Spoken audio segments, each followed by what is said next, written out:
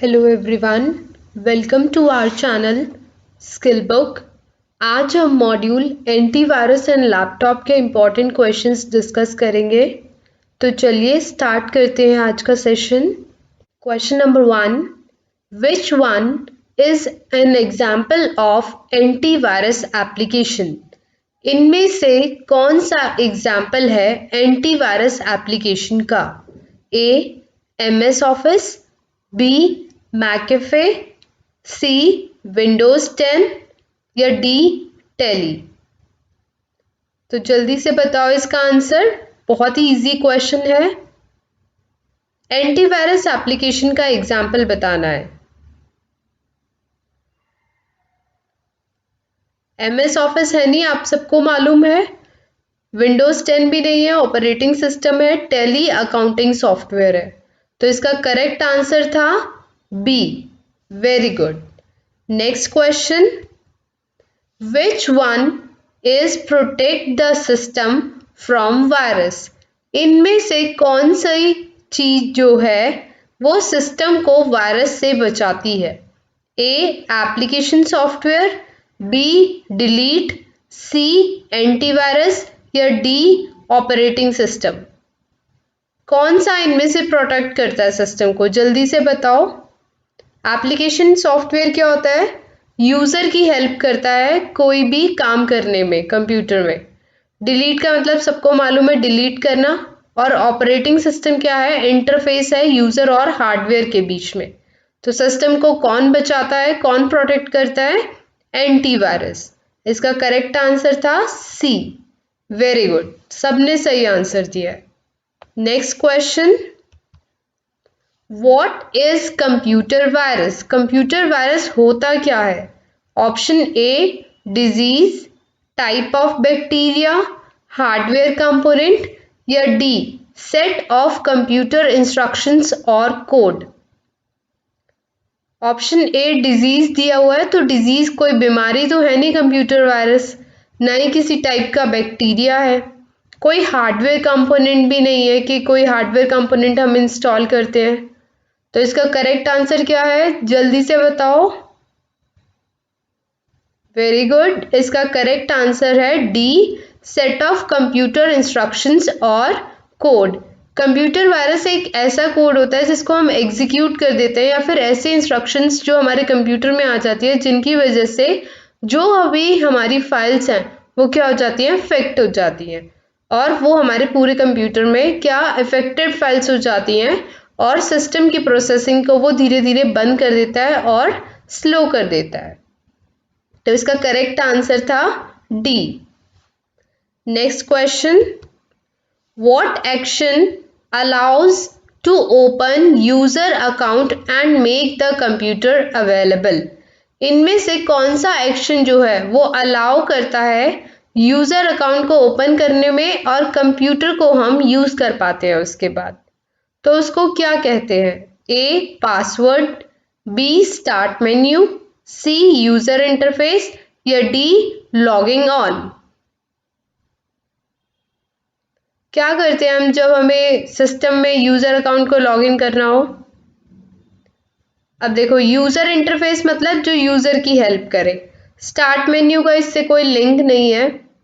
तो इस complete process को जिसमें हम क्या करते हैं कि हमें कोई सिक्योरिटी मेजर मतलब कोई पास कोड या फिर कोई पिन या पैटर्न एंटर करना पड़े और उसके बाद हमें कंप्यूटर अवेलेबल हो, इस प्रोसेस को हम कहते हैं लॉगिंग ऑन या फिर साइनिंग इन। ये सारे प्रोसेस जो है ये किस लिए होते हैं कि कुछ सिक्योरिटी फीचर के बाद ही आप सिस्टम में एंटर कर सकते हो।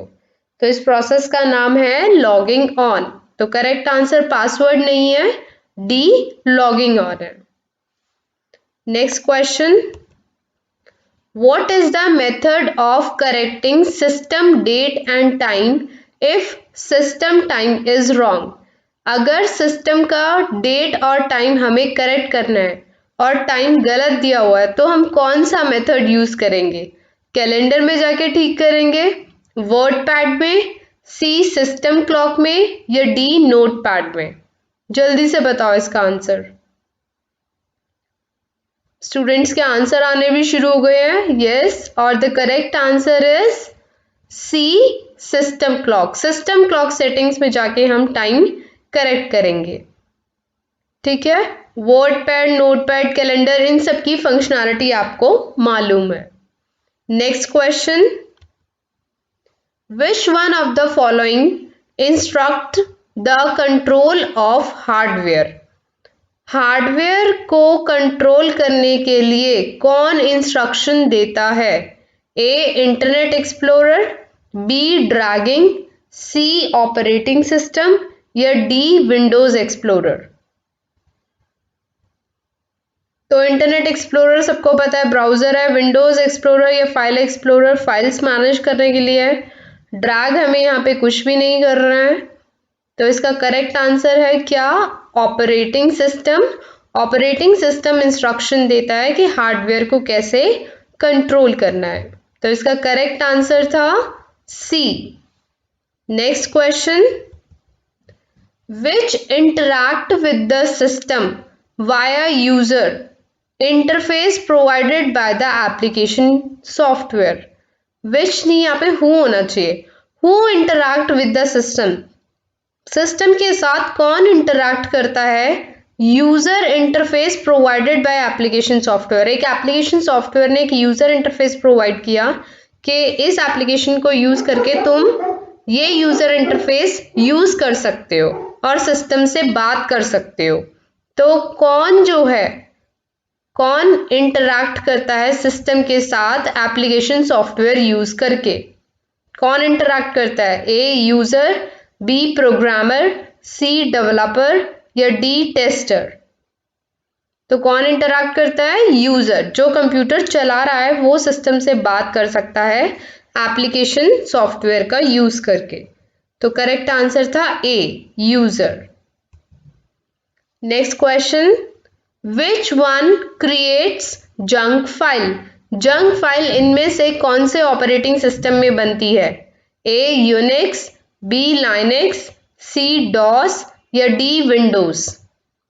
जंक फाइल्स तुम डिलीट भी करते होगे, जो टेम्परेरी फाइल्स बन जाती हैं, तो वो कौन से ऑपरेटिंग सिस्टम में होती है? जल्दी से बता दो, बहुत इजी है। Very good. कौन से ऑपरेटिंग सिस्टम में बनती है जंक फाइल? विंडोज में। तो करेक्ट आंसर था डी।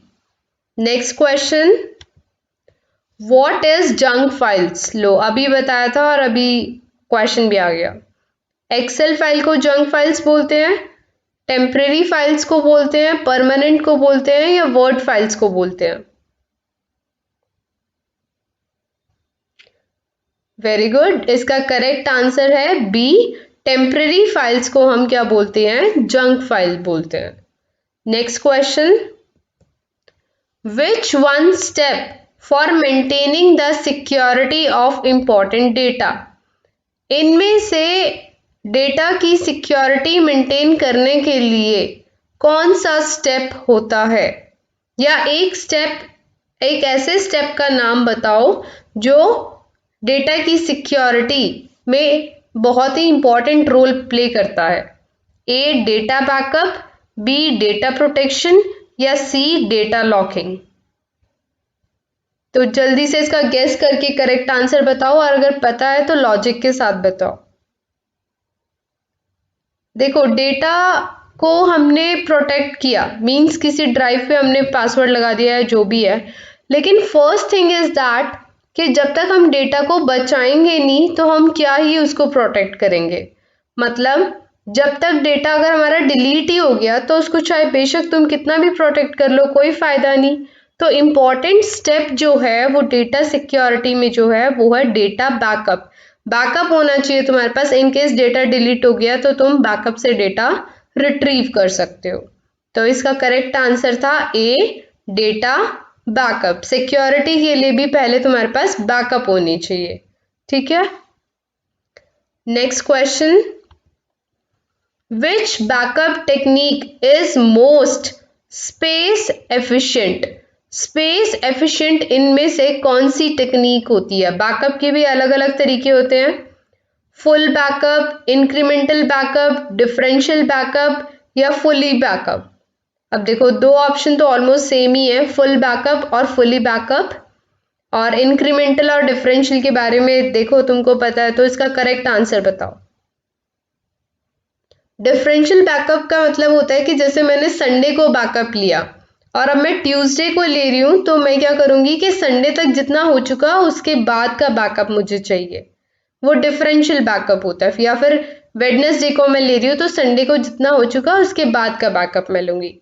और इंक्रीमेंटल बैकअप का मतलब क्या है कि हर थोड़ी देर में मैंने काम किया और उसका मैं इंक्रीमेंट कर करके, मतलब कुछ पोर्शन में उसका क्या लेती जा रही हूँ, बैकअप लेती जा रही हूँ।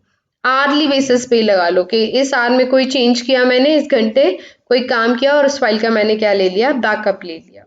ठीक है, तो इससे मेरे को एक तो याद भी रहेगा और दूसरी बात ये है कि कंप्लीट मेरे को दोबारा से संडे से लेके और अभी तक का बैकअप नहीं करना पड़ेगा, मैं हर शॉर्ट इंटरवल के टाइम के बाद बैकअप ले रही हूँ। तो मोस्ट एफिशिएंट टेक्निक कौन सी होती है, बी, इंक्रीमेंटल बैकअप। ठीक है, ये क्वेश्चंस एक बार जरूर गो थ्रू कर लेना, ये लास्ट ईयर के इंपॉर्टेंट क्वेश्चंस हैं और होपफुली मैं बहुत बार बता चुकी हूँ कि यही तुमको एग्जाम में मिलेंगे। Next question, which is an essential part of any backup system. किसी भी बैकअप सिस्टम का एसेंशियल पार्ट क्या होता है, ए फिल्टर, बी रिकवरी, सी सिक्योरिटी या डी स्केलेबिलिटी। अब ये सारे ऑप्शंस देखो, बैकअप सिस्टम मतलब हमने कहीं पे बैकअप ले रखा है, ठीक है, किसी डेटा का बैकअप ले रखा है, तो उस डेटा को फिल्टर मतलब कुछ फिगर आउट करना कि हमें ये फाइंड आउट करना है, तो फिल्टर करके इट निकालना।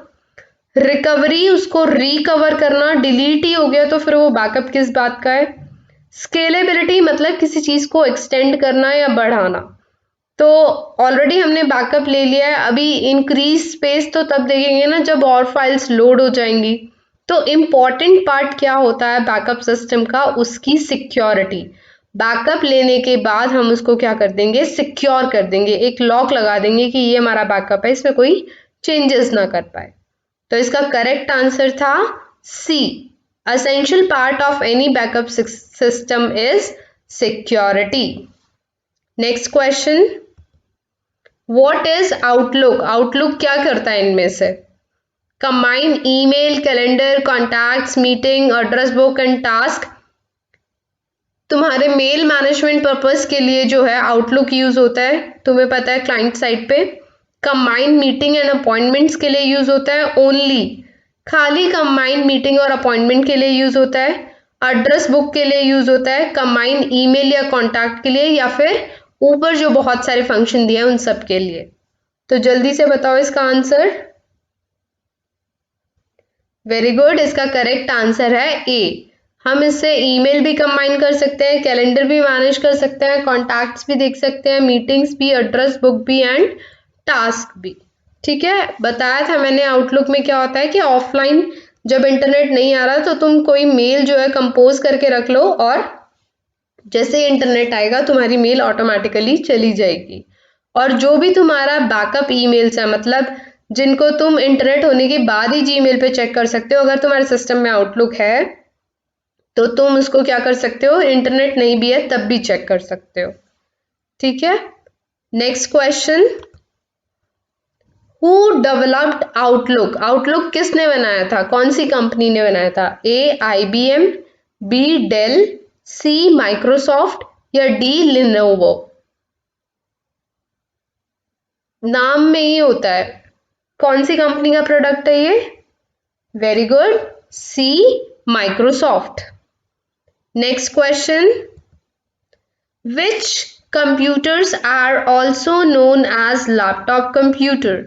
इनमें से लैपटॉप कंप्यूटर हम कौन से कंप्यूटर्स को बोलेंगे, A super computer, B notebook computer, C mini computer या D analog computer.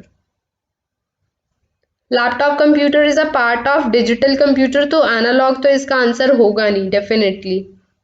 Then super computer scientific purpose के लिए यूज होते हैं, मिनी कंप्यूटर जो है वो मिड रेंज सर्वर की कैटेगरी में आते हैं, तो नोटबुक कंप्यूटर को हम जो है वो लैपटॉप कंप्यूटर्स भी बोल देते हैं।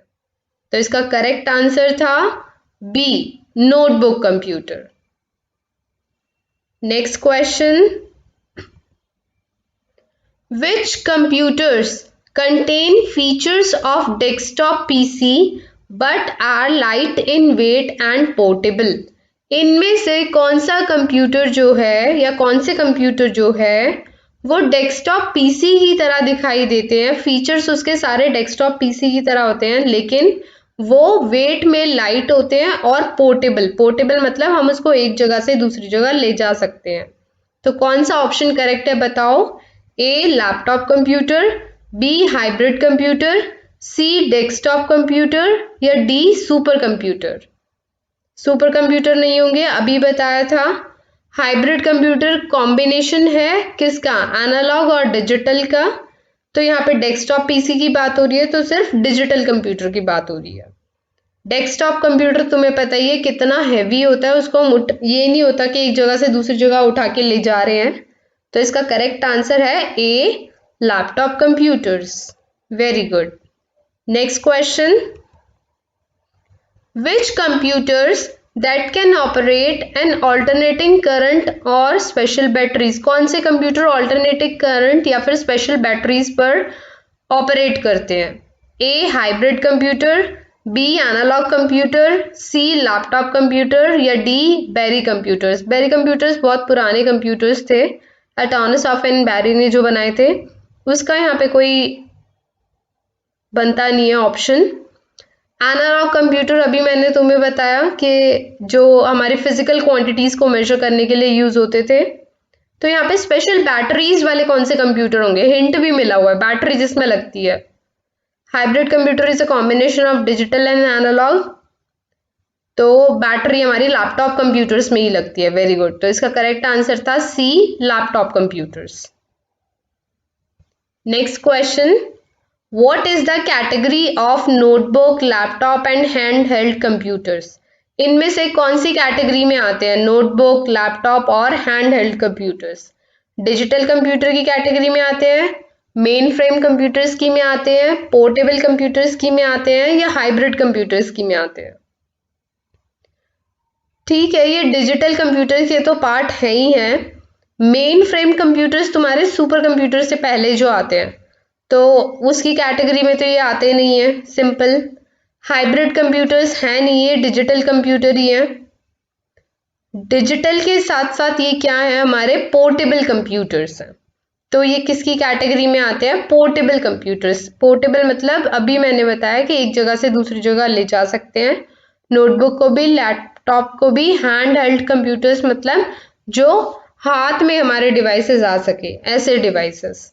ठीक है, तो इसका करेक्ट आंसर था C portable computers. What is the approximate shape of notebook computers? अगर नोटबुक कंप्यूटर्स की अप्रोक्सीमेट शेप क्या मतलब साइज अगर तुम्हें पता है तो बताओ इसमें से कौन सा है? A 8.5 into 11 inch, B 6.5 into 10 inch, C 5.5 into 11 inches and D 7.5 into 12 inch. बताओ क्या साइज होता है नोटबुक कंप्यूटर्स का? कौन सा करेक्ट ऑप्शन है? नोटबुक का साइज जाके अभी देखना क्लास के बाद। तो इसका करेक्ट आंसर है ए 8.5 इंटू 11 इंचेस। ठीक है, next question, what is the average size of laptop? अच्छा, अभी लैपटॉप परचेज करने गए होगे तब तुम्हें पता भी होगा कि एवरेज साइज क्या होता है, या फिर लैपटॉप का साइज जो है वो नॉर्मली डेस्कटॉप कंप्यूटर से छोटा होता है ना। और कई बार तुम प्रेफर भी करते हो कि ऐसा लैपटॉप लेना है जो तुम्हारे बैग में आ जाए, राइट? तो लैपटॉप का एवरेज साइज कितना होता है? 6 to 8 inches, 14 to 16 inches, 10 to 12 inches या 5 to 8 inches? 5 to 8 inches, 6 to 8 inches, इतने बड़े तो आजकल फोन ही हो जाते हैं। तो इसका करेक्ट आंसर बताओ जल्दी से।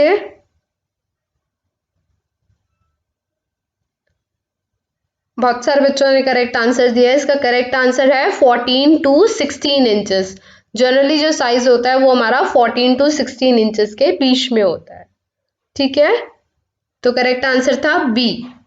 Next question, What is the average weight of laptop? Laptop का एवरेज वेट कितना होता है?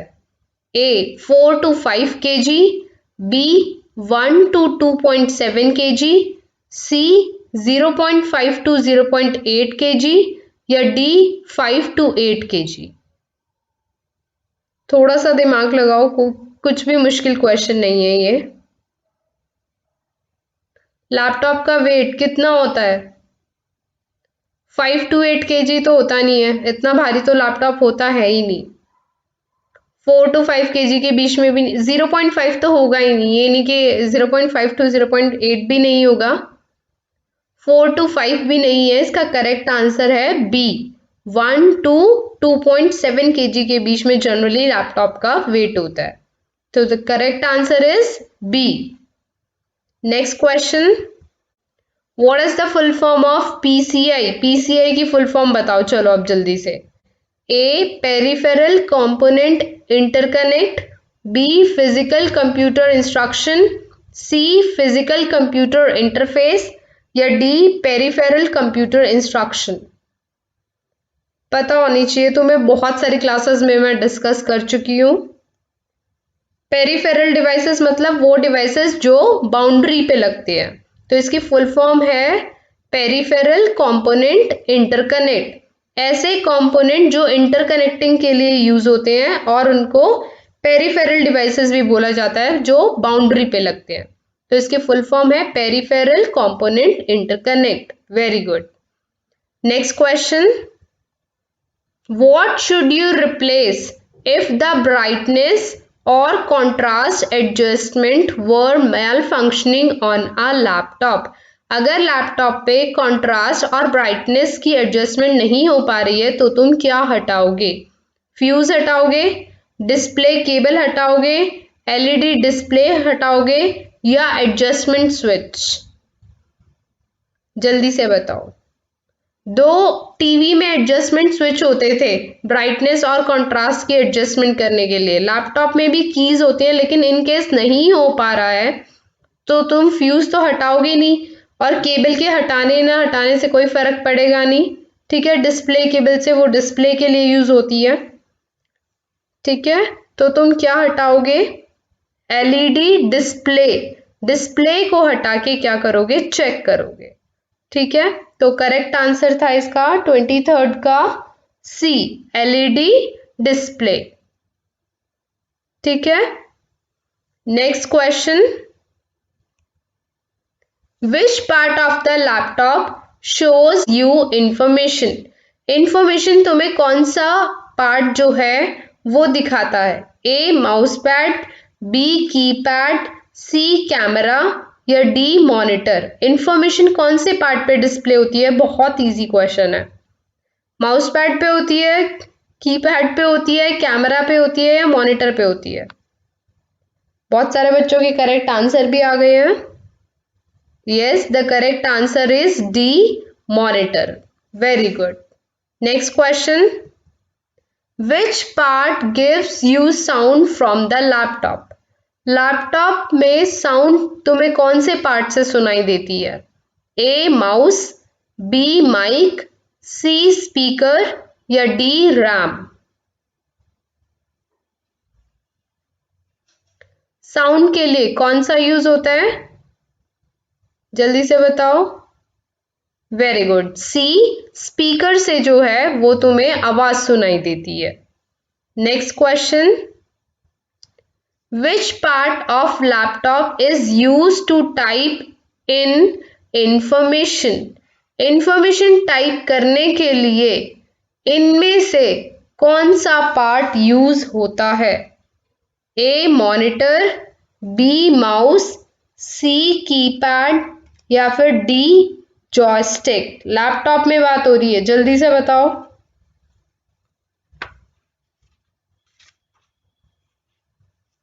लैपटॉप में हम कहाँ से इनपुट देते हैं? कीपैड से। Very good, correct answer is सी।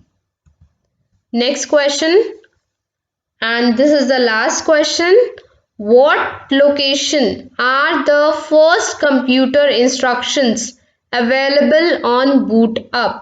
कौन सी लोकेशन पे होती हैं? बूटअप के लिए, बूटिंग के लिए।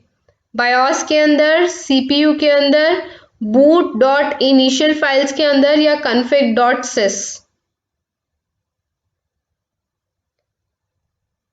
तो इनिशियल इंस्ट्रक्शंस बूटअप के लिए हमारी कहाँ पे होती हैं? रोम बायोस में। तो करेक्ट आंसर था ए, रोम बायोस। तो आज के लिए इतना ही। अगर ये क्लास अच्छी लगी हो तो इसको प्लीज़ लाइक कर देना, शेयर कर देना, और अभी तक सब्सक्राइब नहीं किया है तो इस चैनल को सब्सक्राइब कर लेना। और ऐसे ही यूजफुल वीडियोस के लिए देखते रहे हमारे चैनल स्किल बुक को। Thank you.